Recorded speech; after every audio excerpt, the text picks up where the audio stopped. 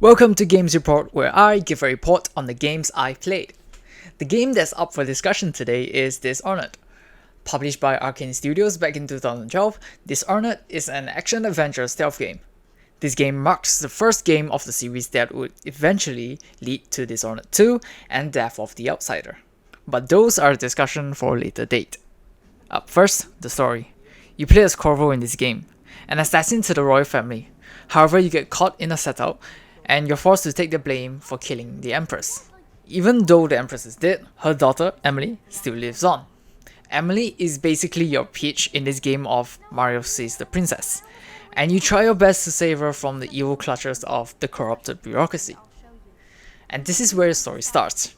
Nearing the date of your execution, a stranger sends you a key in your prison cell, which allows you to escape. It is later revealed to you that those were a group of people who are trying to take down this corrupted bureaucracy. And now you work alongside them, trying to help them as well as try to save Emily. But that's not all. A mysterious stranger appeared in your dreams and bestows you upon the powers of assassination. And now you're able to teleport, summon rats, possess living things, and so on. And it is up to you to choose whether you want to use this power for the greater good or become a dishonorable prick. Get it? Dishonorable? Now this game is in the action-adventure stealth genre, where you would go around as an assassin trying your best to knock out people in stealth. But this game doesn't force you to just play only stealth. It also allows you to just go full-on berserk mode and kill just about anyone, even rats. You just have to keep in mind that depending on how many people you kill, your ending of the game will change accordingly. There's a total of 3 different endings with low chaos, medium chaos, and high chaos. But more on that later. Gameplay. In addition to the skills that you have as an assassin, you also have access to perks that you can get by collecting runes that are scattered across the various missions in secret locations, basically acting as trophies.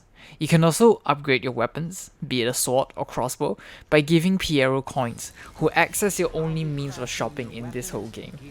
And you can also only talk to him before starting a mission. At times this frustrated me because I just had so many coins on me that I just couldn't spend until I had completed my current mission.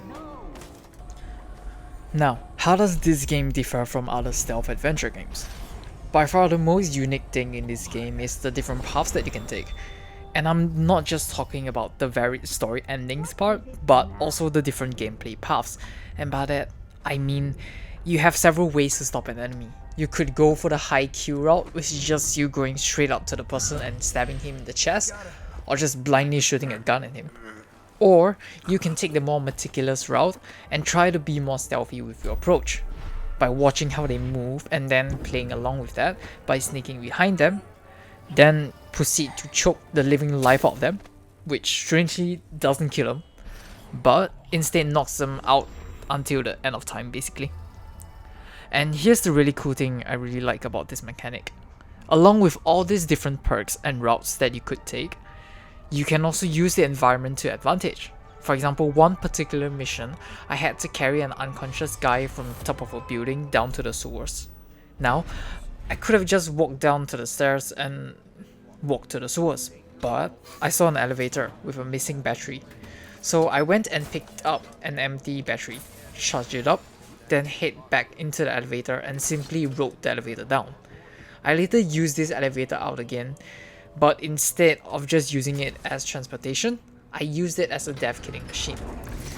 Basically, I got discovered and I just ran straight into the elevator and rode it to the top, while the guards are right below me. Under the elevator, I stepped off the elevator and sent the elevator back straight down to them and killed like 4 guards with just a push of that button. Thankfully, I hadn't really been killing people in my playthrough, as I was trying to get the low chaos ending. Up next, sound. I'd say the sound in this game is aptly used, which I had never felt that I was out of the immersion of the Dishonored world. And the whole soundtrack is just a grim complexity that just really fits the game.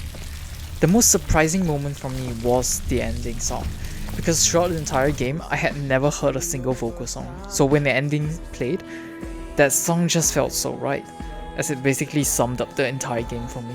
Needless to say, I added that track to my Spotify playlist right after that. Best, a withering smile that's stuck deep in your vest. The night air it wraps its fingers around your body, it shakes from a now to Summary. After playing this game, I can say for certain that the first Dishonored game was so ahead of its time compared to even the Assassin's Creed series, and even to current modern day titles. The first Dishonored game had a lot of unique mechanics that just makes the game feel so good by giving you so much freedom to explore the game just the way you want to. And for that reason, this is one of the best stealth games of all time, and my only gripes with this game would be that the story can be a little bit cliche, and despite the twists and turns it may have, it is still a pretty anchored down story. I also do feel like the game could use a little bit more enemy variety, because most of the enemies in this game are just hacking their swords at you, with a few occasional pistol swords being fired. Hence, I rate this game an 8 out of 10, and that concludes my report on the game Dishonored. Thanks for your attention, take care.